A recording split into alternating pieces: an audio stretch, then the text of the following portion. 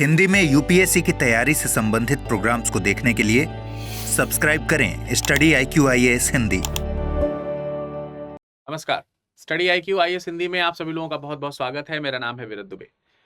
दोस्तों, आज जिस टॉपिक पे हम चर्चा करने वाले हैं वो गांधी जी के एक प्रमुख सिद्धांत के ऊपर है। और जब हम लोग मॉडर्न इंडियन हिस्ट्री पढ़ते हैं तो इसका बहुत प्रयोग देखने को मिलता है।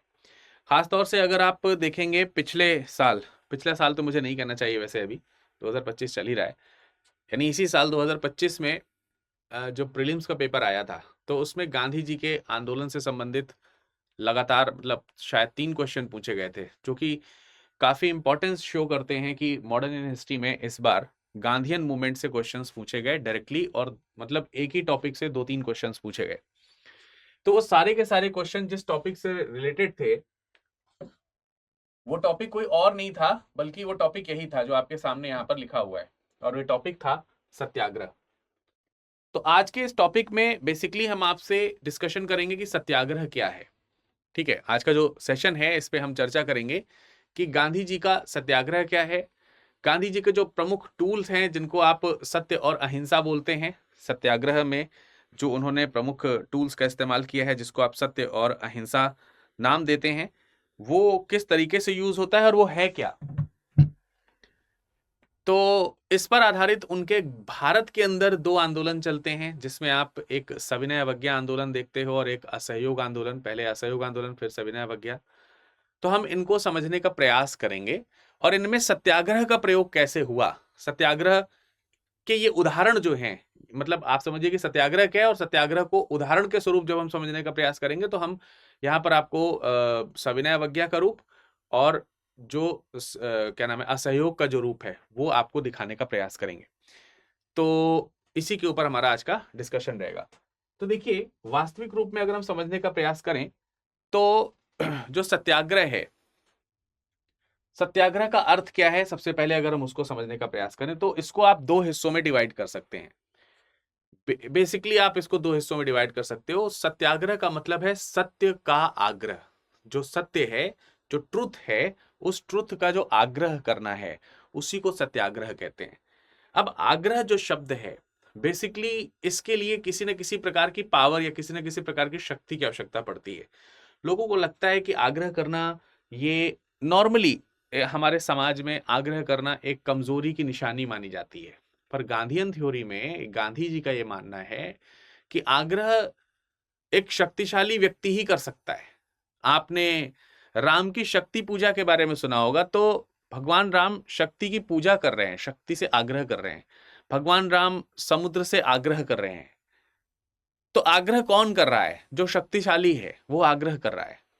यहाँ हमेशा अक्सर लोग समझ लेते हैं कि आग्रह करने वाला व्यक्ति वो जो है वो कमजोर है। रावण क्या समझ रहा है कि राम आग्रह कर रहा है, वनवासी है वो, तो वो कमजोर है, और वही भूल उसकी मृत्यु का कारण बन जाती है। तो गांधी जी भी इसी तरीके से ये समझाना चाहते हैं कि जो सत्याग्रह है वो शक्तिशाली पुरुष का, शक्तिशाली मानवों का, शक्तिशाली व्यक्तियों का हथियार है। इसे कोई कमजोर व्यक्ति नहीं चला सकता। किसी को लगता है कि किसी कमजोर व्यक्ति का टूल है, तो वह नहीं है। क्यों? क्योंकि इसके अंदर एक बल है। गांधी जी जो अहिंसा है, अहिंसात्मक जो कार्यवाही है, अहिंसात्मक कार्यवाही की जो सारी की सारी पद्धति है, जितनी भी पद्धतियां अहिंसात्मक कार्यवाही की हैं, उन सारी की सारी अहिंसात्मक कार्यवाहियों की पद्धति को, समग्र पद्धतियों को ही क्या कह रहे हैं? सत्याग्रह कह रहे हैं। तो सत्याग्रह मोटे मोटे तौर पर क्या है? अहिंसक कार्यवाही का एक ओवरऑल एक रूप, एक फॉर्मेट। वास्तविक रूप में इसके अंदर सत्य का एक बल होता है। आप आग्रह करने के लिए आपके अंदर एक पावर होनी चाहिए जो सत्य की पावर हो, कि वास्तविक रूप में हम ये आग्रह कर रहे हैं क्योंकि हमको ये चाहिए, और ये हमें चाहिए ही चाहिए क्योंकि यही सत्य है। आप दुनिया की किसी भी फिलॉसफी में चले जाएं, सत्य को अटल माना गया है। सत्य सत्य होता ही है, सत्य ही स्थायी माना जाता है।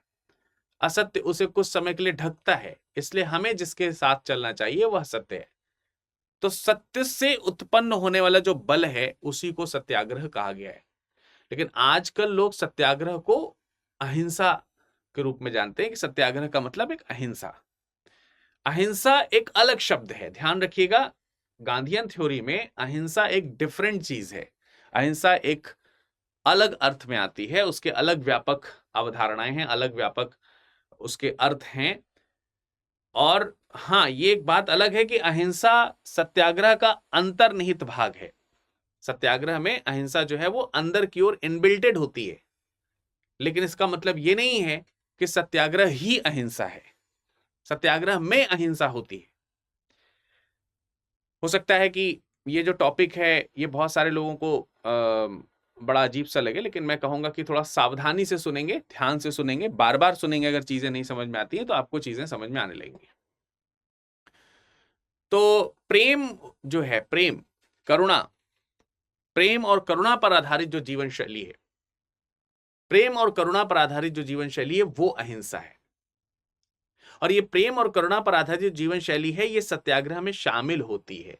तो जब हम किसी से कोई सत्याग्रह करते हैं, जब हम किसी के समक्ष कोई सत्याग्रह करते हैं, तो उसमें प्रेम और करुणा होता है, लेकिन एक बल, एक पावर। तो जो पावर वाला कॉन्सेप्ट है वो कॉन्सेप्ट सत्याग्रह का है। समझ में आ रही बात है ना? इसमें करुणा है, इसमें बल है, इसमें जो है करुणा है, इसमें कह सकते हैं कि जो प्रेम है वो सब कुछ है, अहिंसा है उसमें। लेकिन इसको करने के लिए जो पावर चाहिए वो सत्याग्रह है। तो यहाँ पे ध्यान रखिए कि ध्यान रखना ये जरूरी है, मतलब जरूरी चीज है ये कि सत्याग्रह और अहिंसक कार्यवाही, ये दोनों शब्द एक जैसे दिखते हैं, लेकिन ये वास्तविक रूप में अलग अलग है। अहिंसक कार्यवाही जो है वो गांधी जी का ही एक संस्करण है, लेकिन वो एक अलग संस्करण है। उसको हम लोग कभी, अगर आपको ये सत्याग्रह वाला टॉपिक समझ में आ रहा है तो मैं इसके ऊपर अलग से एक टॉपिक बनाऊंगा कि गांधी जी की अहिंसा का कॉन्सेप्ट क्या है। अगर आप कमेंट सेक्शन में बताइएगा कि गांधी जी की अहिंसा का कॉन्सेप्ट क्या है, तो मैं गांधी जी की अहिंसा के कॉन्सेप्ट के ऊपर अलग चर्चा कर लूंगा, लेकिन अभी सत्याग्रह के ऊपर।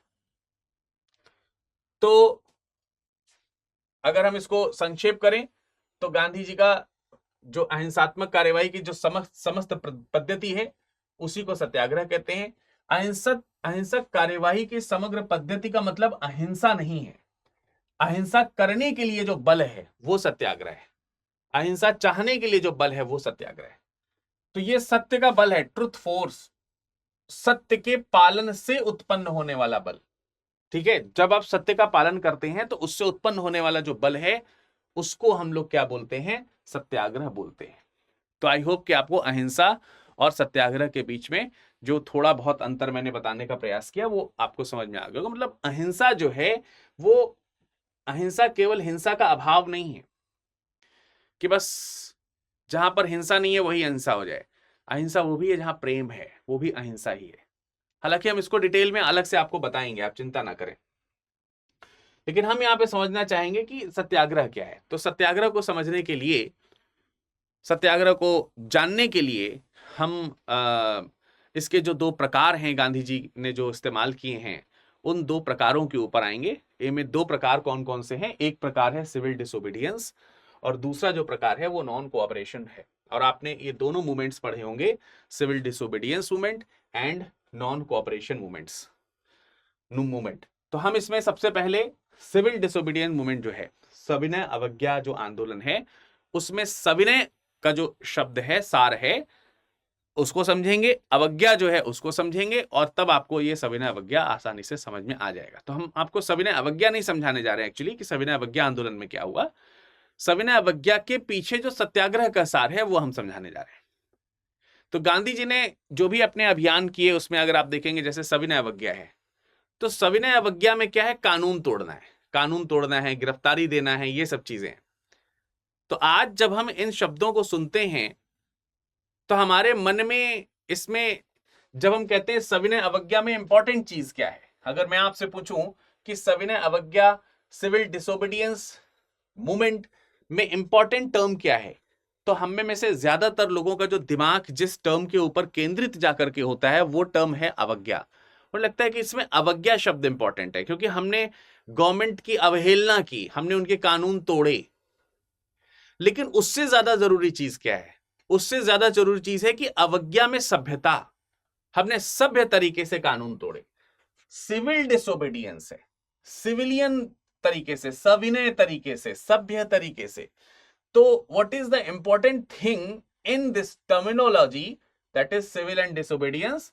Definitely disobedience is the most important thing, but उनसे भी ज्यादा इंपॉर्टेंट थिंग जो है वो है सिविल। सिविल यानी कि जो सभ्यता वाला जो शब्द है वो कहां से निकल करके आएगा? सभ्य बने रहना। किसी चीज को तोड़ते समय आपको कितना सभ्य बनना पड़ता है। किसी चीज को हैम्पर करना, किसी चीज को तोड़ना, किसी चीज को खराब करना, इसके लिए असभ्य बनने की जरूरत होती है। इसके लिए पावरफुल बनने की जरूरत होती है। आपने कभी किसी चीज को मतलब आप सोचिए किसी चीज को सौम्यता के साथ तोड़ा जा रहा हो, ये थोड़ा सा आपको विरोधाभासी समझ में आएगा। ये आपको समझ में आएगा कि यार ये तो अपोजिट सी चीज है एक दूसरे की, कि तोड़ भी रहे हैं और सॉफ्ट भी हैं। यही तो खासियत है इसकी। सॉफ्टनेस में जो पावर है, सॉफ्टनेस में, प्रेम से जिस चीज को तोड़ा जा रहा है, आप सोचिए उसके तोड़ने में जो पावर आ रही है वो है सत्याग्रह। तो गांधी जी के इस मूवमेंट में सविनय अवज्ञा में अवज्ञा जितनी इंपॉर्टेंट दिखती है उससे कहीं ज्यादा इंपॉर्टेंट है सविनय। तो इसीलिए सविनय का महत्व है, सविनय का यहां पर महत्व है। अब जब हम लोग नॉर्मली क्लासेस में सविनय अवज्ञा आंदोलन पढ़ते हैं तो हमसे कहते हैं गांधी जी ने आंदोलन चलाया, लोगों से कहा गिरफ्तारियां दो, लोगों ने गिरफ्तारियां दी। तो लोगों को यह लगता है कि लोगों ने गांधी जी की बात मानने के लिए, लोगों ने गांधी जी का मान रखने के लिए आंदोलन में शामिल हो गए और जेल भरना शुरू कर दिया। ठीक है, मान लेते हैं कि ऐसा हुआ होगा, लेकिन गांधी जी ऐसा नहीं चाहते थे। मैं ये डिनाई नहीं कर रहा हूं कि ऐसा नहीं हुआ होगा, सबको ये समझ में आया होगा। जैसा मैं आपको समझा रहा हूं, लोग उस समय के लोग भी इतना ज्यादा समझदार रहे होंगे, गांधी जी का सविनय समझ गए होंगे। मोस्ट ऑफ द केसेस में गांधी जी ने कहा कि सविनय अवज्ञा आंदोलन है, लोगों को शामिल होना है, हिंसा नहीं करनी है, जेल भरना है। लोगों ने उनके कहने से भरना शुरू कर दिया होगा, बट उसके पीछे गांधी क्या समझाना चाहते हैं का कॉन्सेप्ट इंपॉर्टेंट, और इसीलिए वो आंदोलन के दौरान अपने रचनात्मक कार्य करते थे। तो यहां सभ्य का प्रयोग केवल और केवल नागरिकता और सरकार से संबंधित अर्थ में नहीं है, बल्कि इसका जो अर्थ है वो सभ्य और विनम्र भाव में है। तो सभ्य और विनम्र बने रहने के लिए पावर की जरूरत है। एक बहुत पहले एडवर्टीजमेंट आता था, अगर किसी को याद हो तो, बहुत पहले, मतलब आप लोग के समय में पता नहीं था कि नहीं था, आजकल तो पुराने एडवर्टीजमेंट को आप उस पर देख सकते हो, यूट्यूब पे देख सकते हो। तो एक ऐड आता था, मुझे याद नहीं आ रहा किस चीज का वो ऐड था, लेकिन वो ऐड था कि एक व्यक्ति है, एक व्यक्ति को दिखाया जा रहा है कि वो जगह जगह पर गंदगी कर दे रहा है, कहीं थूक दे रहा है, कहीं फेंक दे रहा है कचड़ा, कहीं कुछ है, कहीं कुछ है। और लास्ट में एक चीज बोली जाती थी, क्या इंसान बने रहना इतना मुश्किल है? और वो इंसान जो है फिर वो राक्षस में कन्वर्ट हो जाता था ऐसे करके। वो ओनिडा का किस चीज का ऐड आता था पता नहीं, याद नहीं आ रहा मुझे यार। क्या इंसान बने रहना इतना मुश्किल है? तो वास्तविक रूप में सभ्य बनना is a very typical work, और ये वही कर सकता है जिसके अंदर पावर हो। ये वो चीज है जो गांधी कराना चाहते हैं लोगों से। ये गांधी चाहते हैं कि लोग पावरफुल बने, लोग शक्तिशाली बने। लोग ये बनना नहीं चाहते। लोगों को लगता है कि ये पावरफुल बनना नहीं है, कमजोर बनना है। लोगों को पावरफुल बनने में ये समझ में आता है कि हमारे अंदर शक्ति का प्रदर्शन अगर होगा तो हम पावरफुल कहलाएंगे। तो पावरफुल, हमारे इंडिया की अगर आइडियोलॉजी में अगर आप देखोगे, किसी भी कल्चर में आप उठा के देख लो इंडिया की आइडियोलॉजी में, चाहे आप बुद्ध का कल्चर उठा लो, चाहे आप महावीर का कल्चर उठा लो, चाहे आप जो है गुरु नानक का कल्चर उठा लीजिए, राम कृष्ण किसी का भी कल्चर उठा लीजिए, आप सब में आप देखेंगे कि सबके सब शक्ति से परिपूर्ण हैं, लेकिन सब अपने स्वभाव में शांत हैं। सारे के सारे अपने स्वभाव में कैसे हैं? शांत हैं, सौम्य हैं, सरल हैं, सहज हैं और मोस्ट पावरफुल हैं। तो हमको यही समझना है कि पावर रावण जैसी शक्ति में नहीं है जो प्रदर्शन करने से, दिखाने से दिखे और हम उसे माने कि ये पावरफुल है। अगर ऐसा होता तो आज अंग्रेज इस देश से गए नहीं होते, क्योंकि वो अपनी पावर दिखाते थे। आज इस देश से अंग्रेज गए हैं क्योंकि हम जो पावर नहीं दिखाने वाले लोग हैं उनकी पावर वहां पर उनसे अंततः जीती है। तो सविनय अवज्ञा के चरणों में गांधी एक अलग तरीके का जोर दे रहे हैं। वो सोचते हैं कि कानून तोड़ना जो है वो इंपॉर्टेंट है, लेकिन कानून तोड़ने के साथ साथ विनय का प्रदर्शन करना वो उसके मूल में है। कानून तोड़ना, और कानून तोड़ने से ज्यादा जरूरी है कानून तोड़ने का तरीका। तो यहां पर आपको समझना है कि सविनय अवज्ञा क्या है, जानबूझ करके जो अन्यायपूर्ण कानून है उसे तोड़ना और उसको तोड़ने के लिए गिरफ्तारी देना। और गिरफ्तारी देते समय हमको किस पर जोर देना है, सविनय पर जोर देना है, अर्थात विनय पर जोर देना है, अर्थात सिविल पर जोर देना है। अब आपके मन में एक क्वेश्चन आएगा कि आखिर गांधी ऐसा क्यों चाहते थे? क्या गांधी जेल भरने की कोशिश करना चाहते थे? क्या चाहते थे कि जेल भर जाए, कैदियों को दबना पड़े, कैदियों को शर्मिंदा होना पड़े, इस तरीके का कॉन्सेप्ट? तो ऐसा नहीं है। एक्चुअली बस वो ये कहना चाहते हैं कि मतलब गांधी जेल भर करके कुछ समझाना चाहते हैं, कुछ प्रदर्शित करना चाहते हैं। वो कहना चाहते हैं कि जिस मामले के अंतर्गत हमने गिरफ्तारी दी है उस मामले की बड़ी गहरी परवाह है मुझे। मैं इतनी गहरी परवाह है कि आपने इसका कानून इतना गंदा, ये मामला इतना सेंसिटिव है और इस सेंसिटिव मामले की तुलना में इतना बेकार कानून बनाया गया है, इतना अन्यायपूर्ण कानून बनाया गया है कि मैं इसके लिए सजा भुगतने तक के लिए तैयार हूं, परंतु यह मामला खराब होने देना नहीं चाहता। तो मैं जेल की कोठरी में बैठने के लिए तैयार हूं। मैं अब कोई भी व्यक्ति दुनिया में अपनी आजादी का त्याग नहीं करना चाहता। कोई व्यक्ति है जो अपनी दुनिया में आजादी का त्याग करना चाहता है? कोई भी नहीं। लेकिन गांधी कहते हैं कि यह मामला मेरे लिए इतना जरूरी है कि मैं अपनी आजादी स्वेच्छा से त्याग करने के लिए तैयार हूं। मैं आपको दिखा सकूं कि मुझे कितनी गहरी परवाह है इस मामले की, जिसकी आपको इतनी परवाह नहीं कि इतना बेहुदा कानून आपने बना दिया, इतना वाहियात कानून आपने बना दिया। और हम दुनिया की सबसे कीमती चीज आजादी को भी ताक पर रखने के लिए तैयार हैं। अब आप समझिए कि कितनी बड़ी गलती आपने की है। और जब मैं ही नहीं, मेरे पीछे हजारों अनुयायी इसी कॉन्सेप्ट के साथ जब जेल को भर रहे होंगे, इसी विनय के साथ अवज्ञा कर रहे होंगे, तो ये विनम्र, ये सौम्य तरीका जो विरोध का है, ये कितने दिन तक उस अन्यायी सरकार को अन्यायी बने रहने देगा? आखिर वो कब तक कठोर रहेंगे? कितने दिन तक उनके विचार नहीं बदलेंगे? कब तक वो ये नहीं सोचेंगे कि आखिर कोई व्यक्ति अपनी आजादी कैसे गिरवी रख सकता है? अन्याय, कितना अन्यायपूर्ण रहा होगा ये कानून, कितना अन्यायपूर्ण रहा होगा, इसको सोचना शुरू करेंगे। तो इसका मतलब यह हुआ कि गांधी चाहते हैं कि जो अन्यायी सरकार है उसे सजा ना मिले। सजा मिलने से क्या होता है? सजा मिलने में एक विरोध पैदा होने की संभावना रहती है।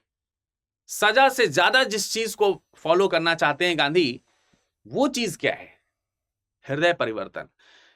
ये जो गलत कानून बनाने की भावना है, जैसे ब्रिटिश सरकार भारतीय लोगों के लिए गलत कानून बना रहे थे, इसके लिए कौन सा तत्व है जो उन्हें प्रेरित कर रहा था? यही लोग हैं जो अपने देश के लिए अच्छे नागरिक कानून बनाते हैं। इसका मतलब ये तो नहीं है कि इनको नागरिक कानून नहीं बनाने आते, इसका मतलब है कि इनको नागरिक कानून बनाने आते हैं, लेकिन ये भारत के लिए गलत कानून बना रहे हैं। इसका मतलब इनके हृदय में भारत के लिए कुछ गलत है। और अगर हमने इनको सजा देकर के भारत के लिए कुछ गलत को सजा देकर के हटाने का प्रयास किया, तो जब तक पावर रहेगी कि हम इनको सजा देकर के इनसे गलत करवाने से रोक पाएंगे, तब तक तो ये गलत करने से रुके रहेंगे। जिस दिन हमारी पावर वीक होगी, ये अगेन हमारे खिलाफ गलत कदम उठाने के लिए तैयार हो जाएंगे। तो उसका वो परमानेंट सोल्यूशन क्या है? कि कुछ ऐसा काम करो कि इनके हृदय से ही ये गलत विचार समाप्त हो जाएं। हृदय का परिवर्तन। गांधीवादी विचार में ये जो टर्म है सविनय, ये हृदय का परिवर्तन लाना चाहता है। गांधी जी चाहते हैं कि इनके हृदय में परिवर्तन हो जाए, ये भारतीयों के प्रति कठोर कानून बनाने की सोचे ही ना। ऐसा मजबूर ना किया जाए इन्हें कि यार ना बनाओ, नहीं तो फिर ये हमें सपोर्ट नहीं करेंगे, ये ऐसा वो वैसा। ये मजबूरी में ऐसा ना करें, ये अपने मन से सोच करके ऐसा करें। ये फॉर अ टाइमिंग सोल्यूशन नहीं खोजने का प्रयास कर रहे हैं, फॉर अ परमानेंटली सोल्यूशन खोजने का प्रयास कर रहे हैं। और परमानेंटली सोल्यूशन जो है वो हृदय के परिवर्तन से संभव है। तो एक और चीज मैं आपको बताता हूं इसमें, जो थोड़ी मतलब थोड़ी अजीब सी भी बात है, थोड़ी आपको लगेगी थोड़ी सी बेवकूफी वाली बात भी हो सकती है, कि इनके अंदर एक विश्वास है कि जो अवज्ञा है, जैसे जैसे आपको अगर याद हो, अजीब मैं बात बता रहा हूं, थोड़ा सा इसका कनेक्शन वैसे डायरेक्टली तो नहीं है। जैसे आप देखिए 6वीं शताब्दी ईसा पूर्व में धार्मिक आंदोलन हुए, तो धार्मिक आंदोलन में वैदिक कल्चर चला आ रहा था। वैदिक कल्चर में लोग परेशान थे, वहां पर पुरोहितों के द्वारा कुछ गलत नियमों का प्रोपगेशन हो रहा था। तो जैनिज्म, बुद्धिज्म, इस तरीके की जो चीजें वहां पर आई, उन्होंने क्या किसी के गर्दन पे तलवार रख के कहा कि आओ जैन बन जाओ, आओ बुद्ध बन जाओ? नहीं, उन्होंने उन्हीं ब्राह्मण या हिंदू या जो भी संप्रदाय के लोग रहे होंगे, उन्हीं लोगों के हृदय में परिवर्तन कर दिया, और वही बुद्ध बन गए, वही बौद्ध बन गए, वही जैन बन गए आगे चल करके। तो वैसा कुछ गांधी भी करना चाह रहे हैं कि ये भी जो अशांत है, जो अहिंसात्मक, जो अनिर्णायक, जो अनैतिक नियम यहां पर बना रहे हैं, इनके लिए कुछ ऐसा किया जाए जो भारत के लिए नैतिक नियम यहां पर बनाए, जो यहां पर क्या बनाए, नैतिक नियम बनाए। तो गांधी जी के लिए अवज्ञा ज्यादातर सविनय का महत्व रखती है, विनय और सभ्य तरीके से। इस अगर सविनय का मूल उद्देश्य जानना चाहेंगे तो कानून को तोड़ना केवल एक जरिया है। कानून को तोड़ना मूल उद्देश्य नहीं है। मूल उद्देश्य कानून को तोड़ करके यह दिखाना कि हम जेल तक जाने के लिए तैयार हैं और आप जो है उसे सुधारने तक के लिए तैयार नहीं है।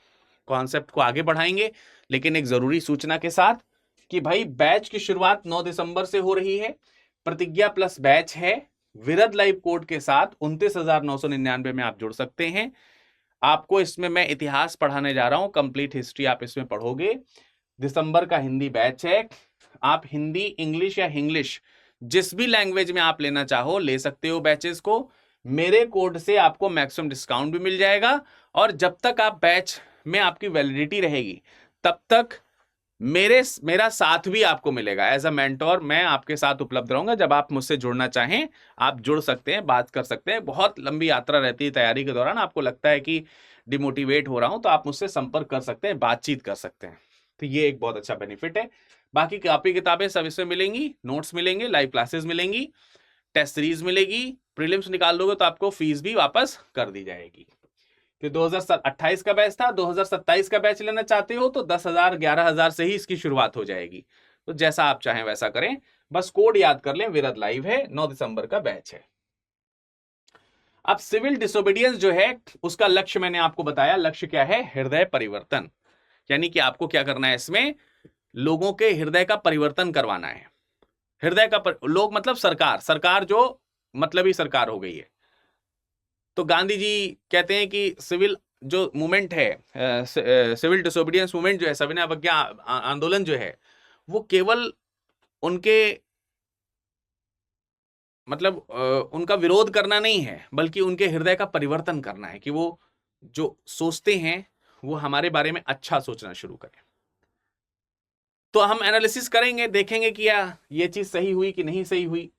ठीक है, क्योंकि हम नहीं चाहते कि प्रतिद्वंदी जो है वो हारे। हार जो है, शर्मिंदगी अगर हम उसे महसूस करा देंगे, हार महसूस करा देंगे, तो वो हार और शर्मिंदगी में कुढ़ना शुरू करेगा, और इसका व्यक्ति बदला लेता है कभी ना कभी। तो ये स्थायी नहीं है।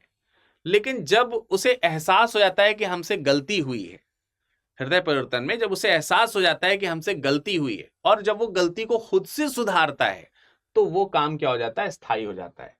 तो उद्देश्य है कि नैतिक बयान देना कि हम अन्याय के खिलाफ अपनी आजादी त्यागने तक को तैयार हैं। तो इसमें किस प्रकार की जीत की अवधारणा है आप यहां पर समझ पा रहे होंगे कि विरोधी को पराजित नहीं करना है, बल्कि उसे परिवर्तित करना है। परिवर्तित क्या करना है? उसका हृदय।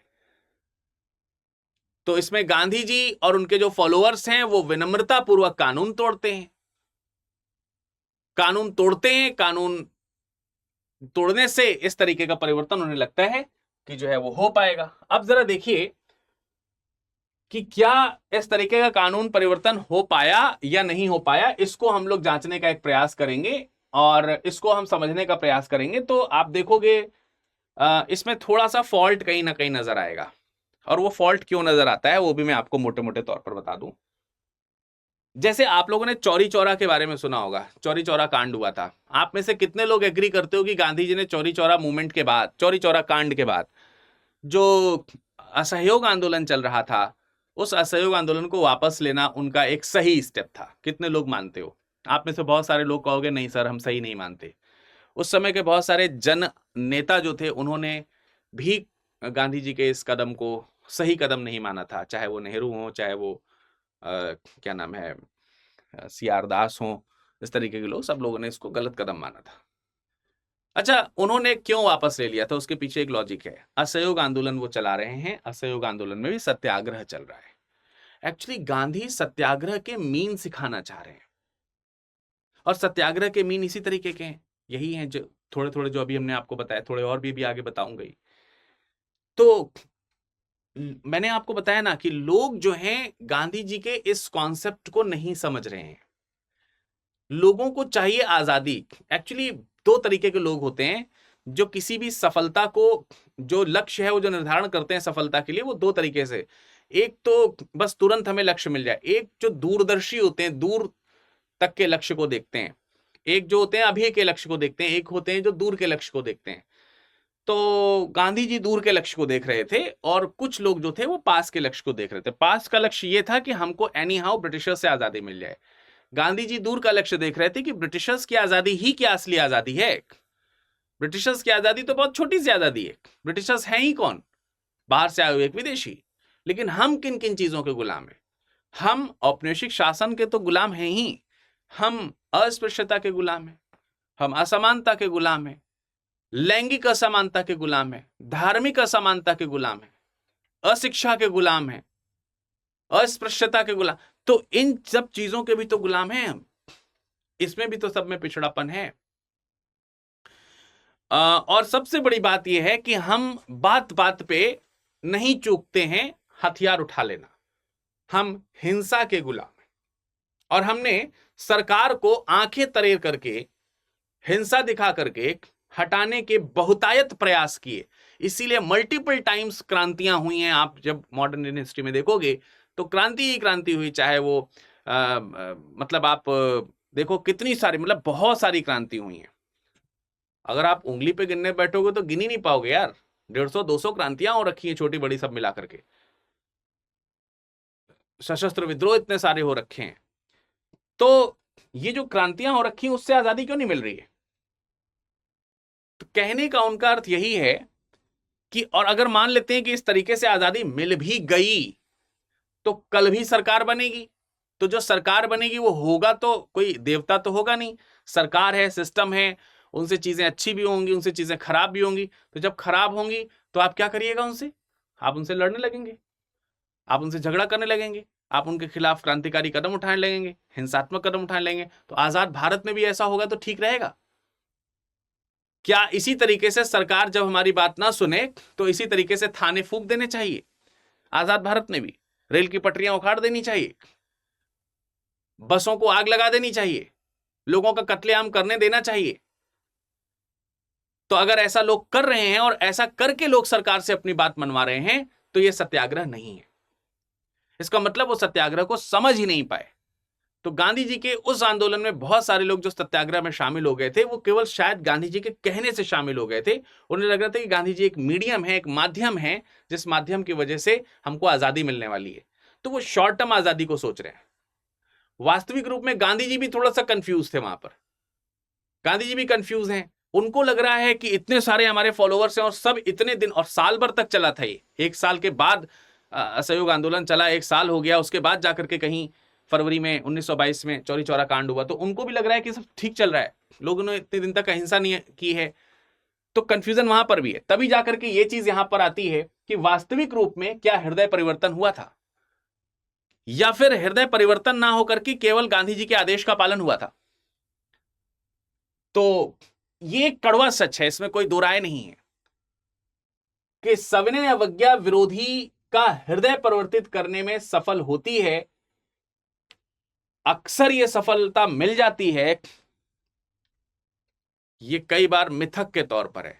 तो जब आप वैसे मैं उदाहरण जो दे रहा हूं आपको वो असहयोग आंदोलन का दे रहा हूं, और जो चीजें पढ़ा रहा हूं वो यहाँ पर भी फिलहाल फौरी तौर पर असहयोग आंदोलन की है, सविनय अवज्ञा आंदोलन की है। लेकिन कोई बात नहीं, दोनों कॉन्सेप्ट लगभग लगभग एक जैसे हैं। तो जो 1 साल तक आंदोलन चला, असहयोग आंदोलन जो चला था 1 साल तक, उसमें ऐसा लग रहा था कि सरकार बैकफुट पे जा रही है, पर एक्चुअली सरकार बैकफुट पे नहीं जा रही थी। सरकार वेट कर रही थी कि किसी एक गलती को कोई एक गलती हो, और वो गलती चौरी चौरा के रूप में हो गई थी। तो इससे अल्टीमेटली समझ में आता है कि गांधी जी जो ये समझ रहे थे कि सरकार का हृदय परिवर्तन हो रहा है और वो शांत हो रही है, तो वो सरकार का हृदय परिवर्तन नहीं हो रहा था। पर इसका मतलब ये नहीं है कि इसका असर कहीं नहीं होता है, कहीं तो होता है। कोई भी अभियान केवल इसलिए सफल हुआ क्योंकि अंग्रेज अधिकारियों का हृदय रातों रात बदल गया, ऐसा नहीं है। कुछ और भी चीजें, जैसे मैं आपको कुछ उदाहरण बताता हूं, कुछ चीजें समझाने का प्रयास करता हूं। उसका रीजन ये है कि जो सविनय अवज्ञा है, सविनय अवज्ञा के काम करने के कुछ तरीके हुआ करते थे। सविनय अवज्ञा जो थी उसके काम करने के अपने कुछ तरीके थे। जैसे गांधी जी और उनके जो फॉलोअर्स हैं वो सविनय अवज्ञा में क्या करेंगे, विनय पूर्वक कानून को तोड़ेंगे। स्टेप बाय स्टेप अगर समझें तो लोग, गांधी जी पहले कानून तोड़ रहे हैं, गांधी जी कोई भी काम पहले खुद करके दिखाएंगे, फिर उसके बाद उनके फॉलोअर्स करेंगे। तो गांधी जी कानून तोड़ रहे हैं, गांधी जी के कानून तोड़ने के बाद उनके जो फॉलोअर्स हैं वो कानून तोड़ रहे हैं, और जो जननेता है वो उन्हें गिरफ्तार करवाता है, उनके ऊपर मुकदमा चलाता है और उन्हें जेल में डाल देता है।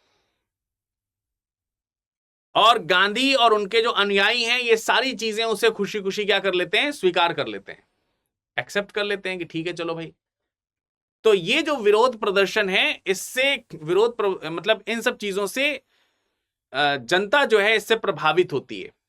जनता कैसे प्रभावित होती है कि प्रदर्शनकारी जो हैं वो ये देख रहे हैं कि यार हमारे नेता गिरफ्तार हो गए। प्रदर्शनकारी और उनके जो उद्देश्य हैं, उनके उद्देश्यों के प्रति, मतलब गांधी जी के उद्देश्यों के प्रति उनकी सहानुभूति बढ़नी शुरू हो जाती है।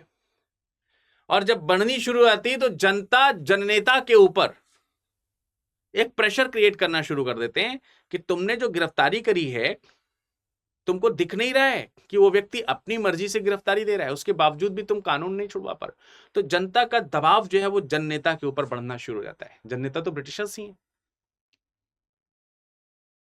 कि तुमको गांधी जी से बात करनी चाहिए, तो एक प्रेशर क्रिएट होना शुरू हो जाता है। गांधी से बातचीत करने का दबाव उनके ऊपर आना शुरू हो जाता है, दबाव पड़ना शुरू हो जाता है। और ये जो दबाव पड़ना शुरू होता है, इस दबाव की, ये दबाव दिखाता है कि जनता जागृत हो रही है अपने अधिकारों के प्रति।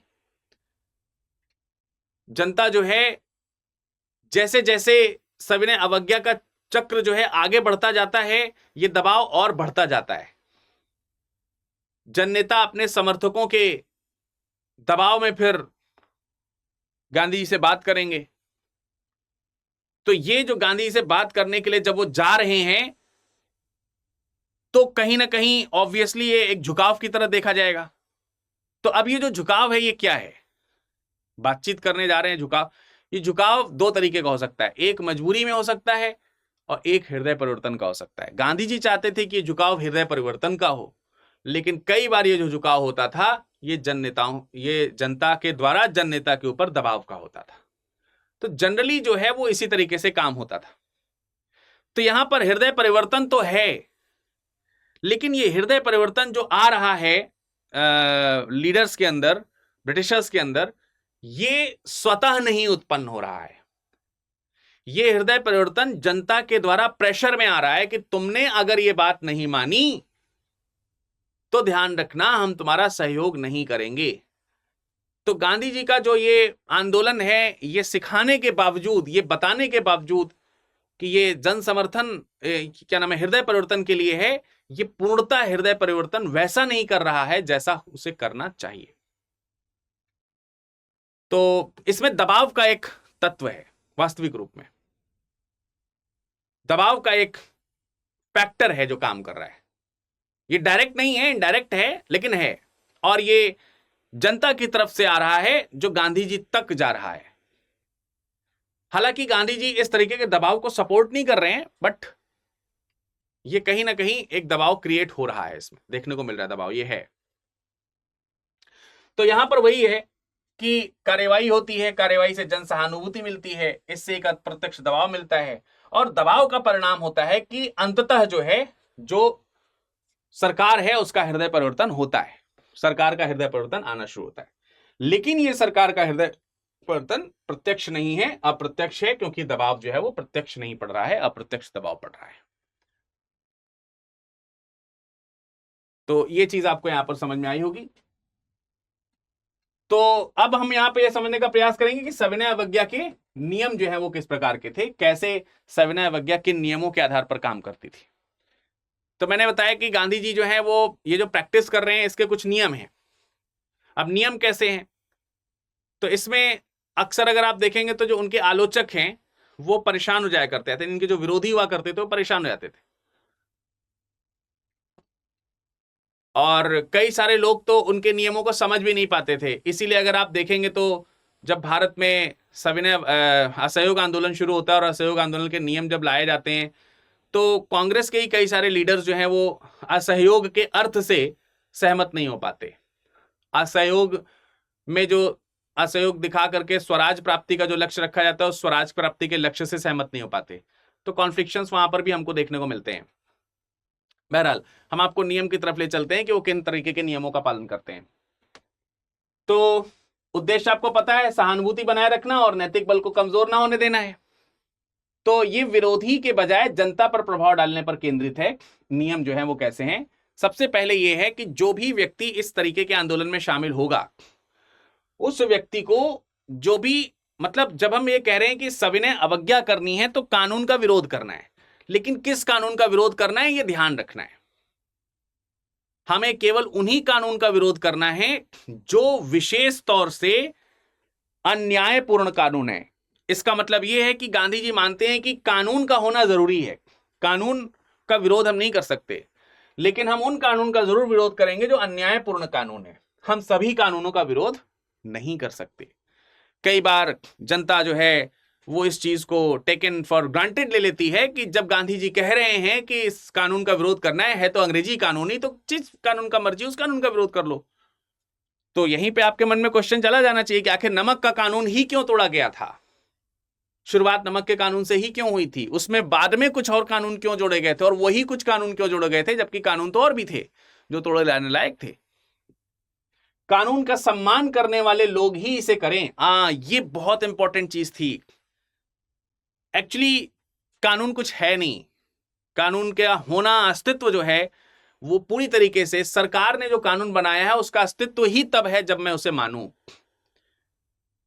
अगर मान लेते हैं कि इस देश में 100 लोगों की जनसंख्या है और सरकार ने एक कानून बनाया, अगर 100 में से एक भी व्यक्ति उस कानून को मानने के लिए तैयार नहीं है, कानून का कोई अस्तित्व ही नहीं है, चाहे जितना अच्छा और चाहे जितना खराब हो। अब अगर उसको इस देश के लोग मान रहे हैं, मानने का तरीका चाहे जैसा हो, चाहे मजबूरी में मान रहे हो चाहे स्वेच्छा से मान रहे हो, अगर मान रहे हैं तो ही कानून का अस्तित्व है। तो ये कह रहे हैं कि कानून वे ही लोग तोड़ें कानून का जो सम्मान करते हो। अगर हम कानून का सम्मान ही नहीं करते तो हमारे तोड़ने ना तोड़ने से कोई फायदा नहीं होगा। वो लोग इसमें ना शामिल हो जो कानून का पालन नहीं करते, कानून का पालन करने वाले लोग ही इसमें शामिल हो। कानून का पालन करने वाले जो लोग जब इसमें शामिल होंगे तो इसमें गंभीरता दिखेगी, और ऐसे लोग होते हैं। आप अपनी सोसाइटी में इर्द गिर्द देखिए, आपको दिखेगा कि अरे यार बहुत ईमानदारी से काम करते, बहुत ईमानदार व्यक्ति हैं वो, नहीं उनसे वो झूठ नहीं बोलेंगे, उनके ऊपर भरोसा है। या किसी के पास जाइए, यार उनसे ये काम करा लो, तो आप मना कर दो, अरे यार वो नहीं करेंगे, वो नियम के बहुत पक्के आदमी हैं, उनसे नहीं करना, कोई और रास्ता निकालो।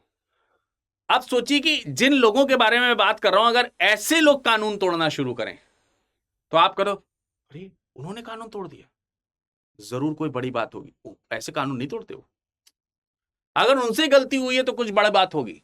तो ये वो लाइन है, कानून का सम्मान करने वाले लोग ही उसकी।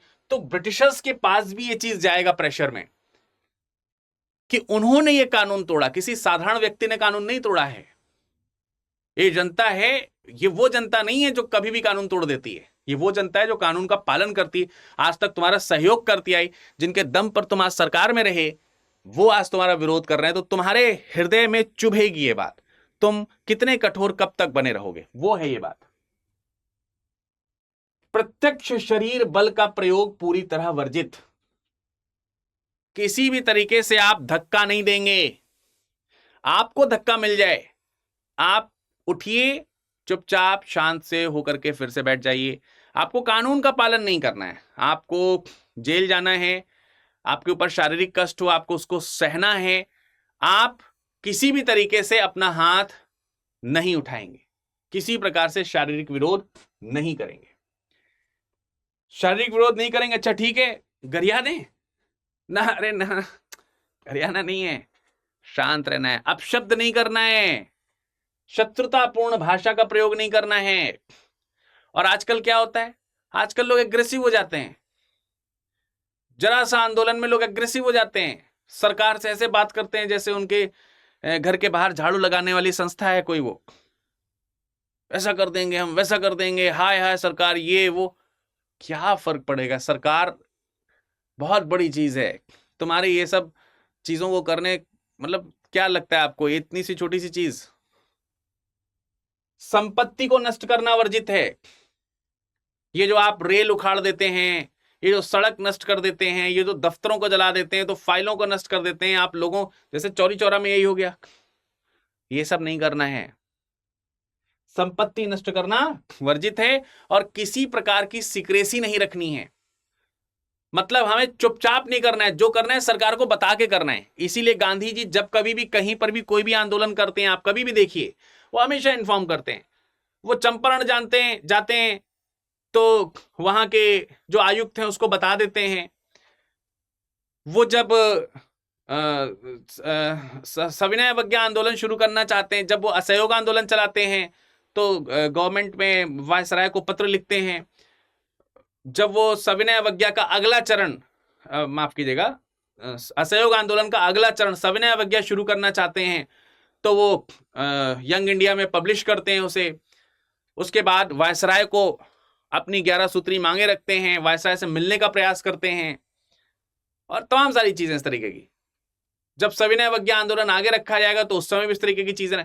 तो कहने का मतलब यह हुआ कि कुछ भी करना है तो हमें चुपचाप नहीं करना है। सरकार को बताओ, सरकार का कानून तोड़ रहे हो, कोई चोरी नहीं कर रहे हो यार, तुम कोई चोर नहीं हो जो कानून चोरी छुपे तोड़ना है। तुम्हें बता के कानून तोड़ना है, स्पष्ट रूप से बता करके तोड़ना है। तो यहां पर गोपनीयता की आवश्यकता नहीं है, कोई चीज गोपनीय नहीं रखनी है। तो ध्यान रखना है इस चीज का। और अगर इनमें में से किसी भी चीज को किसी ने खारिज कर दिया तो गांधी जी का असहयोग वहां पर फेल हो जाएगा। और उनका मानना है कि इनमें में से किसी चीज को भी खारिज कर देना जो हृदय परिवर्तन है उसमें बाधा उत्पन्न करेगा। केवल यही वो रूप है जिनसे हम असहयोग, जिनसे हम हृदय परिवर्तन कर सकते हैं। तो ये एक उदाहरण मैंने आपको बताया जो सविनय अवज्ञा के लिए था। सविनय अवज्ञा की तरह नॉन कोऑपरेशन भी है। नॉन कोऑपरेशन असहयोग है। असहयोग की परिभाषा में विरोधी या अन्यायपूर्ण व्यवस्था के साथ सहयोग करने से इनकार कर देना है। अब इसमें कानून तोड़ना वाला जो स्थिति थी उससे थोड़ा सा डिफरेंट चीज है तकरीबन वैसे ही, मतलब इसमें भी विरोध है। तो जो सरकार है उसका सरकार का सहयोग करने से मना कर देना है, किसी भी अन्याय के सामने झुकने से इनकार कर देना। सहयोग हम सरकार का कैसे करते हैं? जैसे हम टैक्सेस भरते हैं, हम सरकारी दफ्तरों का प्रयोग करते हैं, अदालतों का प्रयोग करते हैं, सरकार में आस्था दिखाते हैं, यही सरकार के सहयोग हैं। और हम इन चीजों में बिलीव करना बंद कर देंगे, यह असहयोग है। तो असहयोग जो हमें करना है उसमें भी विनय का तरीका इंपॉर्टेंट है। असहयोग और सविनय अवज्ञा एक दूसरे से जुड़े हुए हैं। असहयोग में भी विनय आवश्यक है, सविनय ही असहयोग भी होगा। तो इसमें अब आप सोचिए, अब आप टैक्स नहीं दोगे, आप चीजों को, मतलब सरकार से सहयोग नहीं करोगे तो सरकार एग्रेसिव हो सकती है, आपको मार सकती है, पीट सकती है, कारावास में भेज सकती है, आपकी संपत्ति जब्त कर सकती है। तो आपको इसके लिए तैयार रहना है, खुशी खुशी इस चीज को एक्सेप्ट कर देना है और ये दिखाना है कि तुम ले जा सकते हो, ले जाओ, ले जा सकते हो, ले जाओ, लेकिन हम झुकेंगे नहीं आपकी सरकार के सामने। आपने जो ये गलत कदम रखे हैं, गलत कानून रखे हैं, इसको हम एक्सेप्ट नहीं कर पाएंगे। तो इससे भी वही आशा है हृदय परिवर्तन की, यानी इसका भी मेन मोटो जो है, इसका भी जो मेन उद्देश्य है, सरकार के अंदर हृदय परिवर्तन करना। तो इसमें किस तरीके के टूल्स का इस्तेमाल किया जाता है, इनमें किस तरीके के टूल का इस्तेमाल हो रहा है? लोग हड़तालें कर रहे हैं, लोग आर्थिक बहिष्कार कर रहे हैं, टैक्सेस नहीं दे रहे हैं, ये सारी चीजें जो हैं वो सरकार का सहयोग है। लोग आपके यहां काम करने जा रहे हैं, फैक्ट्रीज में आपके यहाँ उत्पाद हो रहा है, उत्पाद को आप बेच रहे हो, प्रॉफिट कमा रहे हो, हम काम ही नहीं करने जाएंगे आपके यहाँ कल से, हम श्रमिक हैं, नहीं कमाएंगे, नहीं जाएंगे आपके यहाँ काम करने, अपने खेतों में हल चला लेंगे, उगाएंगे, खाएंगे, तुम्हारे यहाँ काम करने नहीं आएंगे। तमाम सारे बुलेटीदार जो हैं, उन्होंने कहा कि बुलेटीदार मतलब वही नाई, धोबी और लोहार और जो भी इस तरीके के लोग जो सपोर्टिव्स हुआ करते थे इनके, ठीक है हम भी नहीं जाएंगे, धो लो अपने बर्तन खुद से, धो लो अपने कपड़े खुद से, कर लो अपने जूते साफ। कैसे कर लोगे? करा है आज तक कभी? तो नहीं करेंगे हम सहयोग। तो ये चीज हमको दिखाती है कि अभी लाइन पे आ जाओगे। लाइन पे आने के लिए थोड़ा रिजिडनेस आपको यहां पे लग रही होगी, बट बात रिजिडनेस की नहीं है, बात यह कि आपको महसूस हो कि हम कुछ हैं आपके लिए, और दैट इज वाई हम आपसे डिमांड कर रहे हैं कि हमारी इज्जत करी जानी चाहिए। आप हमारी बेइज्जती नहीं कर सकते, आप हमारे लिए मनमर्जी का कानून नहीं बना सकते, आप हमारी मर्जी का कानून बनाइए, हम भी इंसान हैं, ये समझिए। तो इसका जो फ्लो है, इसका जो मूवमेंट है, कह रहे हैं सविनय अवज्ञा की तरह इसे भी सविनय तरीके से और कष्ट सहने की तैयारी के साथ किया जाए। तो इसका जो फ्लो है, इसकी जो गतिशीलता है, उसके पीछे की अवधारणा भी यही है कि जो तानाशाही है सरकार में, उस तानाशाही में हम ये दिखा सकें कि तुम्हें लगता है कि तुम हमसे नौकरी बंदूक के दम पे करवा पाओगे। एक्चुअली सरकार को लगता है कि हमने कानून बनाया है, जनता को बताएंगे हमने ये कानून बना दिया तुम्हारे लिए, अब कल से तुम्हें पालन करना है, हम जो आदेश देंगे तो करना है तुम्हें। अब जनता उसका पालन नहीं करेगी तो ये फाइन लगाएंगे, ये शुल्क लेंगे, टैक्सेस लेंगे। जैसे होता है ना, आप जो है चालान आपके ऊपर कटेगा, तो भाई तुम चालान काट लो, हम देंगे नहीं पैसा, क्या करोगे? जेल में डाल दोगे, चले जाएंगे जेल। अभी आपने कोई भी कानून बनाया, अगर वो सही कानून नहीं है जनता के प्रति, और आपने कहा कि अगर तुम इस कानून का पालन नहीं करोगे तो हम ये कर देंगे, हम वो कर देंगे, तो भाई कर लो। तुम्हें लगता है कि तुम बल दिखा करके कानून लागू करवा लोगे तो दिखवा लो। तो गांधी जी यही दिखाना चाह रहे हैं कि तानाशाह की तुम्हारी जो कानून है ना, वास्तविक रूप में कानून आज्ञाकारिता पर चलता है, ओबीडियंसी। आप समझिए, शक्ति लोगों की आज्ञाकारिता में निहित है, ना कि बंदूक में। ये बहुत इंपॉर्टेंट सेंटेंस है। किसी भी कानून के पीछे पावर क्या है? वो कानून की आत्मा है कि लोग उसे ओबे कर रहे हैं। अगर कानून को ओबे ही नहीं किया जा रहा है, कानून की आज्ञा का पालन ही नहीं किया जा रहा है, तो वो कानून, और कानून नहीं है तो सरकार नहीं है। तो वो सरकार, वो कानून क्या है? वीक है, बेकार है, अस्तित्व विहीन है। तो आप क्या कर लोगे? आपने मुझे जो है एक कानून दिया, मैंने उसका पालन नहीं किया, आपने गोली मार के मुझे खत्म कर दिया। अरे तुमने मुझे खत्म कर दिया, लेकिन कानून तो नहीं पालन करवा पाए। कानून कहां पालन करवा पाए? कानून पालन करवाने के लिए आपको मुझे जीतना चाहिए था। दो ही तरीके हैं, या तो आप मुझे जीत लो या मैं आपको जीत लूं। तो वही वो कह रहे हैं कि अगर जनता सहयोग वापस ले ले तो क्या होगा? लोग जेल या मौत के डर से मुक्त हो जाएंगे, आज्ञा मानने से मना कर देंगे, शासक की ताकत जो है वो क्या हो जाएगी? इससे खत्म हो जाएगी। यानी अगर जनता अपना जो ये जो आपने कानून बनाया है ना, इस कानून को हम पालन कर रहे हैं, तो सहयोगी है, इसको सहयोग की तरह लें। तो गांधी जी का कहना है कि मेरा मानना है कि कोई भी सरकार जनता के सहयोग के बिना एक पल नहीं चल सकती, एक क्षण नहीं चल सकती, चाहे वह सहयोग स्वेच्छा से हो रहा हो, चाहे वो मजबूरी में हो रहा हो। और यदि जनता यही सहयोग धीरे धीरे ना करके अगर अचानक से सहयोग बंद कर दे तो सरकार को समझ में ही नहीं आएगा, क्योंकि धीरे धीरे बंद करेगी तो सरकार अल्टीमेट हो सकता है खोज ले उसका। लेकिन अगर सोच के देखिए, एक साथ पूरे देश ने कहा, ये सरकार कहती है कि इनकम टैक्स की लास्ट डेट ये है, भर दो नहीं तो फाइन लग जाएगा। पूरा देश अगर इनकम टैक्स भरने से मना कर दे, तब गलत तरीके का अगर इनकम टैक्स लागू किए गए हों, सपोज गलत तरीके के इनकम टैक्स की चीजें लागू की गई हों, और पूरे देश की जनता इस साल कह दे कि इस बार हम टैक्स नहीं देंगे, जो करना है कर लो, इतनी जेलें हैं भरने के लिए, टैक्स ना देना कोई ऐसा अपराध तो है नहीं कि फांसी पे चढ़ा दोगे, ज्यादा सबको जेल में डालोगे आप, फाइन लगा दोगे आप, क्या करोगे? फाइन नहीं देंगे, फाइन नहीं देंगे, जेल में ठूसना है ठूस दो भाई, इससे क्या हो जाएगा? है इतनी जेलें, अभी सरकार के होश ठीक हो जाएंगे।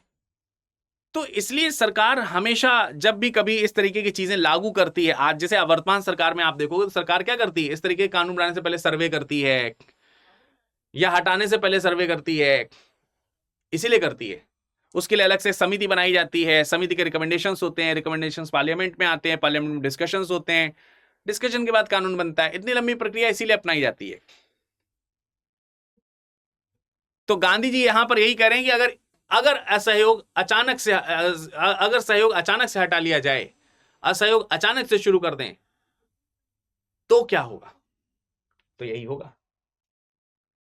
तो गांधी जी का कहना है यदि जनता अचानक हर मामले में अपना सहयोग वापस ले ले तो सरकार ठप हो जाएगी। इसलिए यह सरकार को नहीं, यह जनता को समझना जरूरी है कि बंदूक से डरना नहीं है, पावर तुम्हारे पास में। लोग पावर बंदूक से दिखा करके आपको डरा रहे हैं, वास्तविक रूप में पावर आपके पास में, बंदूक में पावर है ही नहीं। पावर आपके पास में, पावर किस चीज की? कि चला लो, इतनी बंदूकें हैं तुम्हारे पास जितने हम लोग हैं। गांधी जी की शक्ति की अवधारणा यही है कि बंदूक की नली दिखाने से, बंदूक की नली में शक्ति नहीं है। जिनको लोगों को बंदूक की नली में शक्ति दिख रही है, वो शक्ति को गलत तरफ देखने के आदी हो गए हैं, शक्ति को सही तरफ देखने के आदी बनी है। शक्ति आपके अंतरात्मा में निहित है, शक्ति आपके पास निहित है। तो सत्याग्रह कोई राजनीतिक रणनीति नहीं है, वास्तविक रूप में ये एथिकल एक दर्शन है, एक फिलॉसफी है, एथिकल फिलॉसफी है, ये एक राजनीतिक एक नैतिक दर्शन है। ये इसको नैतिक दर्शन के अंतर्गत रखा जा सकता है, जो लोगों को और सरकार को हृदय परिवर्तन का मौका देता है, मौका देता है। लेकिन इसकी वास्तविक सफलता अक्सर जन सहानुभूति और अप्रत्यक्ष दबाव पर निर्भर करती है। और इसने साबित किया है कि वास्तविक शक्ति हिंसक बल में नहीं बल्कि सामूहिक अहिंसक और सविनय प्रतिरोध में निहित है। तो आई होप कि आपको सविनय, सिविल डिसोबीडियंस, अवज्ञा, असहयोग, इन सब का मूल जो सत्याग्रह है वो सत्याग्रह समझ में आया होगा, और ये सत्याग्रह कंप्लीट आपको क्लियर हुआ होगा।